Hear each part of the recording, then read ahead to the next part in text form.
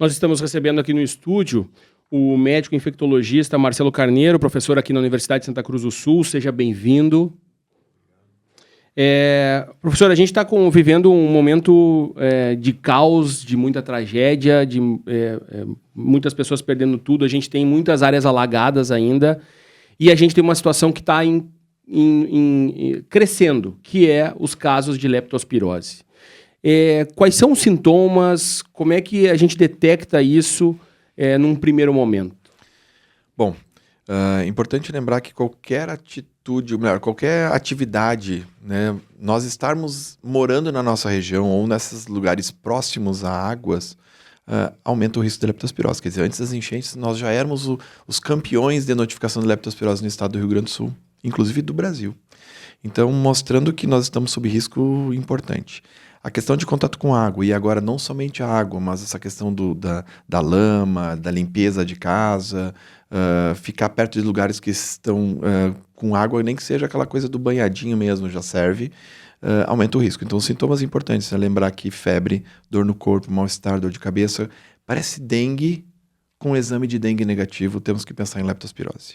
Então isso é importante, porque a primeira fase da doença é a fase que a gente inicia antibiótico. Diferente da dengue, que não tem tratamento com um medicamento específico, a leptospirose tem. Só que quanto mais precoce a gente tratar, melhor. A leptospirose tem uma fase, são 3 fases de doença. E a fase que usa tratamento é na primeira semana. A segunda semana não tem tratamento e a terceira semana não tem tratamento. Ou seja, depois que a doença se desenvolver e começar a complicar, não tem mais um tratamento específico para conseguir controlar a doença. E aí as formas graves da doença, que é dificuldade para respirar, problema no rim, inclusive levando a hemodiálise. Então é nesse nível que a gente está falando, UTI, intubação, hemodiálise, com grande risco de morte, relacionado então a essa doença que é uma hepatite por bactéria, se a gente for dizer assim. Traduzindo de uma forma mais clara, né, tem as hepatites virais e as hepatites por bactérias, e essa é uma delas que é muito comum aqui para nós. Um dos problemas iniciais, digamos, é porque os sintomas são muito semelhantes a outras doenças, inclusive doenças que estão no momento aqui, dor no corpo, esse mal-estar, febre, que são também de influenza, né, de gripe, de Covid e também da dengue. Como diferenciar ou a partir de que momento precisa buscar ajuda? Então, isso é importante, né? Quer dizer, tem febre e mais nada. E agora? Pode ser qualquer uma dessas. Mas espera 24 horas. Continua com febre e agora tem sintomas respiratórios, tá escorrendo o nariz, tá espirrando, tá tossindo? Influenza é a doença mais comum, depois Covid. Se for influenza, tem remédio. Se usa Tamiflu. Isso diminui a contagiosidade, diminui a transmissibilidade e cura mais rápido. Então, se for 24, 48 horas para iniciar o tratamento. Bom, não é influenza, não é Covid, pode ser dengue. Segundo ou terceiro dia de doença, de sintomas, fazer o exame de dengue, que é rápido. Fica pronto na hora. Não é dengue, continua com sintomas e inicia antibiótico. Certo? Porque o exame de leptospirose é só depois de 7 dias de doença para a gente coletar. Que vai ficar pronto daqui 2 semanas depois, ou seja, na terceira semana. Não dá para esperar exame de leptospirose para iniciar o tratamento. Então a gente faz diagnóstico de exclusão para iniciar o tratamento precoce. Ah, mas talvez não seja nada. Gente, e se for? Melhor pecar por excesso? Então, se usa antibiótico para doenças, e a gente sempre fala sobre não usar antibiótico para doenças que não precisem. Mas vamos usar para aquelas que precisam, que tem risco. Então, esse convívio, esse contato com água, ou que foi ajudar, ou que se molhou, ou que realmente foi naquela coisa do quase afogamento, né? Que aquelas pessoas que tiveram que mergulhar na água da enchente sob risco. E é 30 dias após o contato. 30. Então, vamos lá, dia 1º de maio, agora, na outra semana, 30 dias. Só que essas pessoas estão, hoje, amanhã, depois, aí eu te ajudo, tu me ajuda, aí nós ajudamos eles. Então nós estamos numa repetição de risco que não tira os 30 dias nunca. A gente está sempre no primeiro, né? Então esse contato, esse risco é importante para a gente lembrar e avisar o médico sobre risco, né? E a gente às vezes pergunta se teve contato, melhor, teve tua casa alagada? Não, mas a pergunta foi também dizendo, não, mas eu ajudei quem estava. Então esse detalhezinho que é importante para a gente definir conduta. E é um tratamento super simples de fazer. A gente tem, segundo dados da Secretaria Estadual de Saúde do Rio Grande do Sul, são investigados dos 922 casos possíveis de leptospirose. E são 5 mortes até o momento aqui no estado. No total, são 1.588 casos de leptospirose que foram notificados. A gente sabe que tem muitos casos que ainda não chegaram, que não foram notificados. E a gente teve uma leva numa primeira enchente, aí daqui a pouco começou a volta, se limpar, e aí botou o material na frente de casa, não foi recolhido e veio mais uma outra enchente, pegou de novo, espalhou todo esse lixo. As pessoas voltaram para os abrigos e as pessoas começam a passar mal, se sentir mal, enfim, mas elas são muito abaladas também, né, doutor? Então, assim, o quanto é a busca necessária para falar que estou precisando de ajuda, estou sentindo alguns sintomas. Também tem que ter um olhar para esses abrigos, porque a gente sabe que tem muita gente ainda em abrigos, são quase 49 mil. Quase 49 mil pessoas em abrigos, né? Tem que ter um olhar também para esse local, para essas pessoas que estão dentro. Sim. Bom, existe desde o dia 1º de maio, na verdade, já existe toda uma organização, né? As sociedades médicas, o Estado, quer dizer, as sociedades civis, oficiais, não oficiais, já se organizaram com isso. Né? A Sociedade Brasileira de Infectologia, Rio Grandense de Infectologia, de Controle de Infecção, né? Se organizou para que os tratamentos sejam adequados, que não se use medicamento para quem não precisa, que a gente consiga olhar esse ambiente como um risco. No sábado passado, eu fiz parte de controle de doenças dentro de abrigos. Então é como se fosse colocar o setor de controle de infecção de hospital para dentro de um abrigo e enxergar o que tem risco. Né? Eu fui responsável sobre alimentação e água. Porque assim, não tem geladeira para todo mundo, a questão da contaminação de alimentos, água, comida. Né? Então, o que a gente precisa fazer para diminuir os riscos? Então, tem toda uma organização, isso já foi enviado para a sociedade civil, foi para todos os lugares que tem esses contatos. Além disso, a gente tem plantão 24 horas de médicos infectologistas do Brasil inteiro, que estão de sobreaviso para médicos que atuam em abrigos, que tem os médicos de abrigos, que se precisar tirar dúvida, tira dúvida conosco. Então, assim, ano passado eu fiquei 3 horas de sobreaviso para ajudar esse pessoal. Então, a gente tem toda uma organização que não aparece, né, mas isso existe, tá? Está ocorrendo. E assim, eu acho que é a primeira vez que num desastre brasileiro que tem uma organização, não sei se vocês perceberam isso, uma organização para o Rio Grande do Sul que é totalmente fora da minha área. Especificamente, a gente viu isso, que é a primeira vez que a sociedade se coloca e tem médicos especialistas do Brasil inteiro trabalhando ou ficando de apoio para dar um apoio também para os médicos que estão atuando. Então, uma coisa totalmente fora do padrão que eu já estou há 25 anos formado e nunca tinha visto. E já tivemos outros desastres no Brasil e isso nunca aconteceu.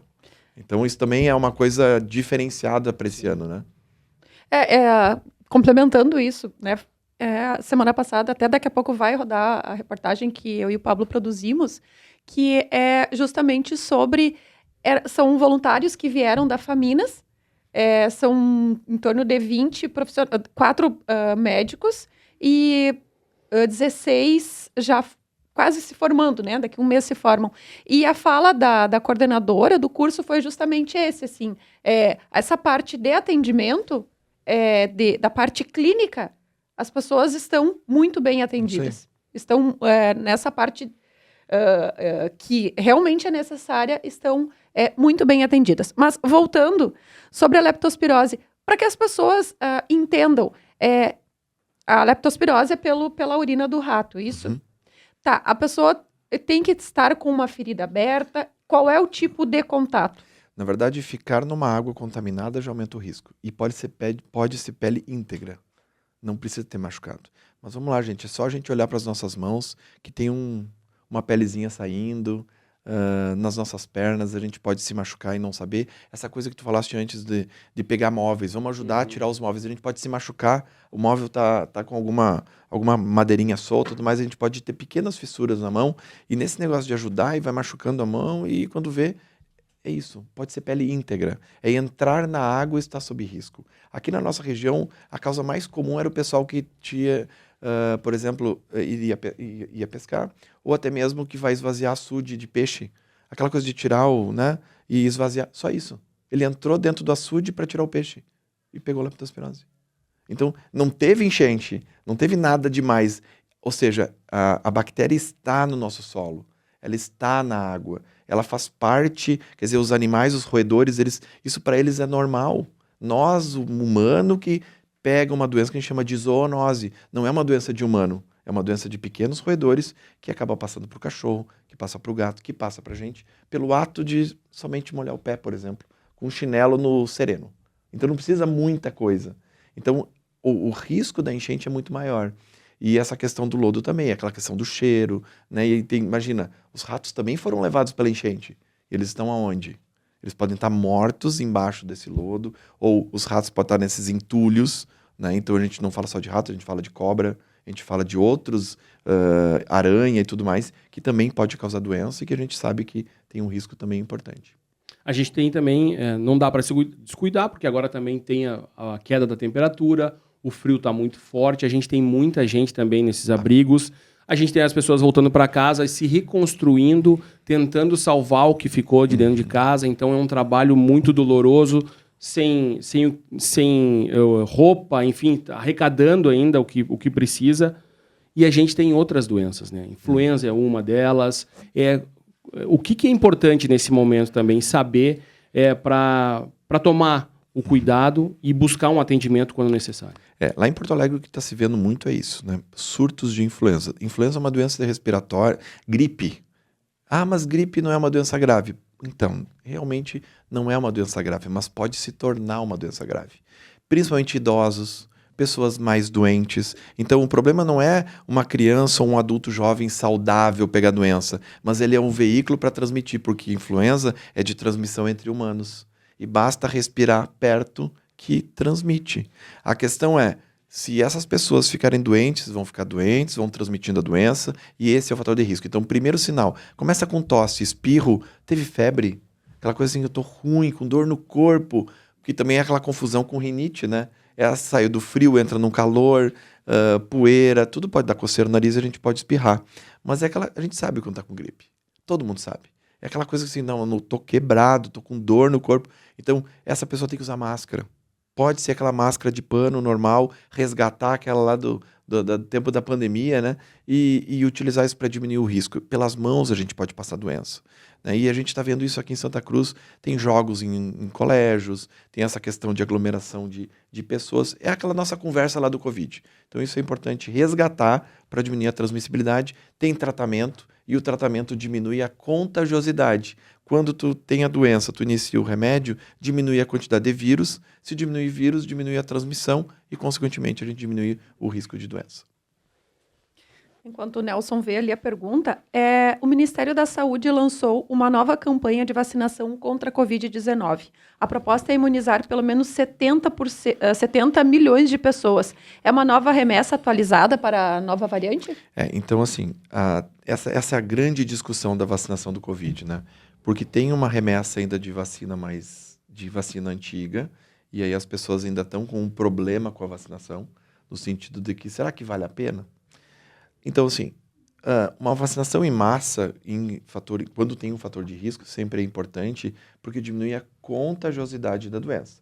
E se eu tiver a doença, eu vou ter doença um pouco mais controlada, com menos vírus. E com isso eu transmito menos. Então, lembrar que as vacinas não vão ser 100% e nem precisam. A gente quer bloquear um pouco, diminuir a contagiosidade. Então, sim, vale a pena fazer vacinação. A gente sabe que muitas pessoas não se vacinaram nem com a vacina do ano passado. Então, assim, a gente não está bem, e não é só para essas doenças, sarampo, poliomielite. Então, todas as vacinas diminuíram o seu índice de vacinação. Então, a gente tem que aproveitar o momento e fazer e engajar as pessoas a se vacinarem, principalmente as crianças, para as vacinas que foram perdidas, né? Isso vai ser uma coisa que é desafiador falar sobre Covid em vigência de enchente e em vigência de campo, de lugares onde tem aglomeração de pessoas. Até porque as doenças continuam, né? Não é porque teve a enchente que as doenças continuam. Exato. E, na verdade, agora esse período é bem propício para essa propagação. Se for, agora é o momento. tá quente, a gente fica fechado, a transmissão de vírus vai ser muito maior. A gente corre risco de ter um colapso mais à frente da questão dos atendimentos? Eu acredito que, bom, como existem esses lugares que já estão fazendo os atendimentos das pessoas específicas, eu acredito que não, tá? Para nós aqui também está tranquilo. Venâncio que tem um risco maior, porque lá tem o pessoal de Mariante foi tudo para Venâncio Aires, né? Então também tem essa situação diferenciada na nossa região, que aqui para nós é tranquilo, já foi até, inclusive, o pessoal já parou de fazer os atendimentos porque não tinha volume. Sim. Então eu acredito que não, tá? O grande problema, e aí voltando para a leptospirose, é que quando nós temos um caso grave, para ter um caso grave, teve um monte de casos leves. Então nós estamos falando aí, dá para quase tranquilamente dizer que é 1 para 100, numa proporção que tu pode fazer a conta. Então, assim, se nós temos um caso de leptospirose, tem vários casos leves. Então, é importante a gente tratar precocemente para diminuir a probabilidade de evoluir para caso grave. Porque aí sim nós talvez ficamos sem uma condição adequada de atendimento, porque nós vamos ter doença respiratória, leptospirose, dengue. Aí junta muita doença diferente, com riscos diferentes de transmissão, que pode aí sim piorar a nossa situação.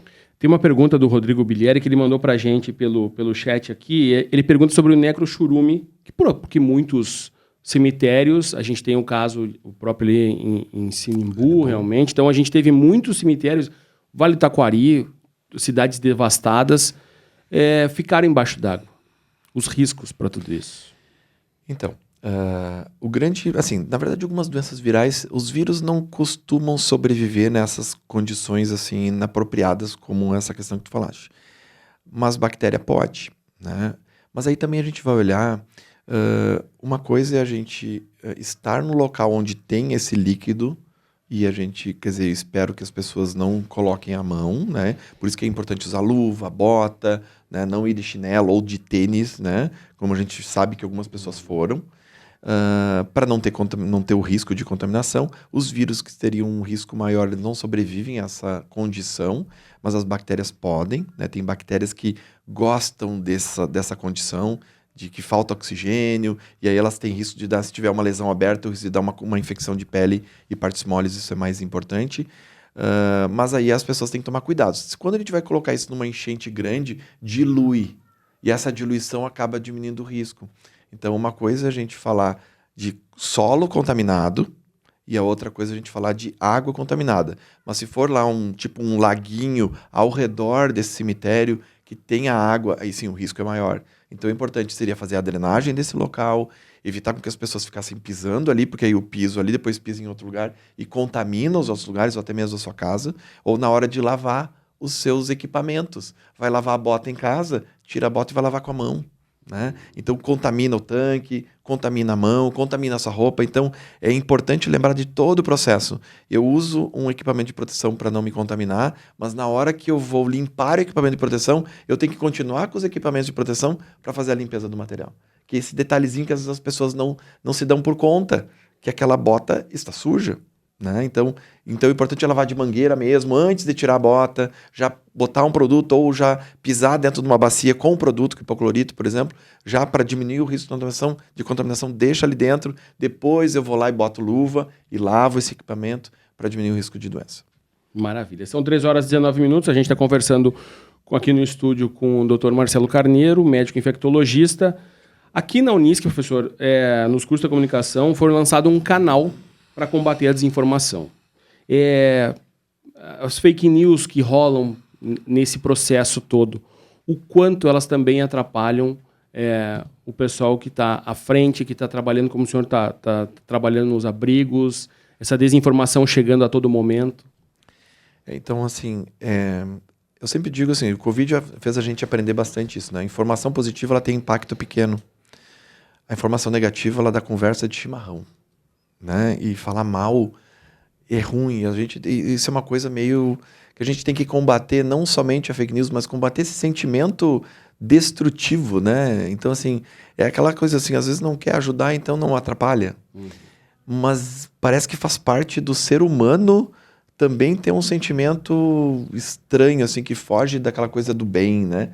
Então, parece estranho falar isso, mas a gente tem, assim, eu vivi muito isso durante o Covid, e aquela conversa sempre tem os dois lados, e é verdade, gente. A gente tem que saber enxergar os dois lados, mas ao mesmo tempo conseguir, sabe, ser mais propositivo, não ao contrário, né? E às vezes tem comentários que a gente tem que ficar para nós mesmos e não falar. A gente tem que aprender também a ficar em silêncio. Isso é um exercício que a gente vai precisar de muito tempo de vida para conseguir melhorar, mas eu acredito que nós tenhamos que falar isso também com as pessoas, sabe? O quanto o teu pensamento pode afetar negativamente outra pessoa. E a gente falava isso no Covid, eu te cuido, tu me cuida, mas tu tem que me cuidar também do jeito que tu fala comigo, porque eu posso estar sensibilizado, e vocês devem ter visto isso também. Tem pessoas hoje que estão sofrendo, não porque perderam a casa, porque perderam as coisas, não, estão sofrendo porque têm, e os outros não têm. Então estão indo, buscando auxílio, inclusive de terapia, essas terapias de auxílio de enchente, e muitas dessas pessoas não perderam nada, mas estão se sentindo mal demais, que também é ruim. Eu tenho que fazer essa coisa da empatia, de, né, entender o sofrimento dos outros, mas eu não posso sofrer. E isso é difícil. Tem pessoa que não está preparada. Então, mostrando que nós temos todos os lados, e não é um lado só, são todos os lados dessa tragédia. Onde tem pessoas que não estão morando na sua casa, e a gente conhece. Todo mundo conhece alguém que perdeu tudo, né? E pessoas que eram próximas. Ao mesmo tempo, eu não posso sofrer, porque senão eu fico estagnado. Então, essas pessoas que têm e que podem ajudar, elas não podem sofrer, porque elas têm que ajudar. E a gente pode ajudar e vai se sentir melhor. Então, é sair desse lugar, senão a gente fica congelado, e psiquiatricamente isso é péssimo. Ela pode entrar em depressão, e a gente não falou ainda em suicídio. Porque nossa região é uma região que mais tem suicídio no Brasil. Então imagina todas essas coisas acontecendo com pessoas que já têm problemas psiquiátricos, depressão, e aí elas vão piorar mais. Ou seja, esse aspecto a gente não enxergou ainda, mas nós podemos enxergar nos próximos meses. Porque essa coisa do desastre, ela não é só agora. Ela vai levar meses para sumir. E esses sentimentos, eles demoram. Então, psiquiatricamente, tem um problema muito grande. Nossa região já é de risco. Então, nós estamos sob risco maior ainda de acontecer, talvez, um aumento de suicídio nos próximos meses em decorrência desse sofrimento que o pessoal está tendo agora. Então, é muito maior. Nós estamos falando mais do que fake news, né? E essa saúde integral, né, ela tem que ser pensada em todos os seus aspectos, para todas as pessoas, flageladas ou não, porque as pessoas também sofrem de outras formas, né? Perfeito. Eu vou fazer uma última pergunta sobre leptospirose. Ok. Senão a gente vai a tarde toda. Vamos reforçar. A pessoa entrou em contato lá no início da enchente, seja que teve a casa alagada, né, de alguma forma foi atingida, ou foi lá ajudar, né, não teve todo o cuidado ali com os EPIs, enfim. Ela não vai ter sintomas de imediato. Ela pode demorar 30 dias para começar Perfeito. a ter sintomas. É Pode, isso? Isso aí. Então, no caso de notificação de leptospirose, é história de contato ou de risco nos últimos 30 dias. Esse é o conceito para fazer uma notificação de leptospirose. Então, todas as pessoas que tiverem sintomas que lembrem dengue, que lembrem influenza, que lembrem leptospirose, então a gente vai excluindo. Tem teste rápido para dengue, tem teste rápido para influenza. Descarta essas duas doenças, então pode ser lepto. Pode, inicia tratamento com antibiótico. Ponto. E é isso que a gente chama de tratamento e diagnóstico sindrômico. Eu trato as piores, descartando as mais leves. E aí eu vou conduzindo e acompanhando. E essa pessoa deve iniciar o tratamento, não significa que o risco zerou. Depende de outros fatores que são da própria pessoa. E aí ela vai observando, vai sendo acompanhada e observa o que vai acontecer. Se eventualmente começar a ficar amarela, porque icterícia leptospirose grave, a pessoa fica amarela. É uma hepatite, só que por bactéria. E a pessoa fica amarela, a urina fica escura, tipo cor de refrigerante de cola, né? Para não falar marca. E a pessoa se sente mal, ela fica doente, dor na barriga. E a dengue não fica amarela. A gripe não fica amarela, né? e a lepto fica. Então, essas pessoas, as pessoas que estão conosco no hospital hoje, estão laranja. Essa é a cor da pessoa. E a leptospirose tem essa característica de um amarelo alaranjado, assim, na pele. Então, pessoas que estiverem assim, têm que ir buscar um médico, têm que descartar leptospirose, e hepatite A seria uma doença também que pode acontecer, mas não é tão comum, tá? A maioria das pessoas que nasceram depois de 2000 já foram vacinadas, então o risco é para pessoas mais velhas, tá? Mas aí esse é o quadro mais importante. Perfeito. Obrigado pela participação, obrigado pelo seu tempo, ter vindo aqui no estúdio conversar conosco. A gente agradece muito. A gente sabe que tem um longo trabalho aí pela frente. A gente sabe que a reconstrução é só o início que a gente está passando. A gente tem muito lugar ainda que vai demorar ainda, mas a gente tem que ser firme para seguir o trabalho. Sem dúvida. Muito obrigado. Estou sempre à disposição, vocês sabem disso. E faz parte também, assim, o ajudar também faz parte esse tipo de conversa. Organizar as conversas das pessoas e alertar sobre o risco de doença. Muito obrigado. Muito obrigado. Muito obrigada mesmo por nos esclarecer, e a gente ficaria a tarde toda aqui enchendo de pergunta.